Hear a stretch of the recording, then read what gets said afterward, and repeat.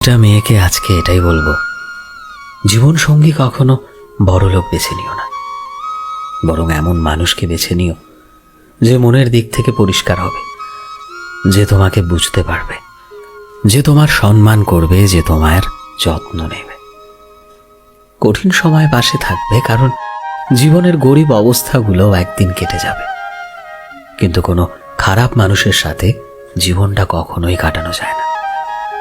যদি ভালোবাসার মানুষটা সঠিক হয়, তবে সে তোমার জীবনে এমনিতেই সুন্দর করে চলে আসবে এবং তোমার জীবনটা খুব সুন্দর করে দেবে।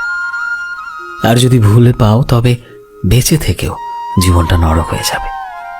তাই জীবনে টাকা নয়, মন দেখে ভালো মানুষটাকে বেছে নিও জীবন সঙ্গী হিসাবে।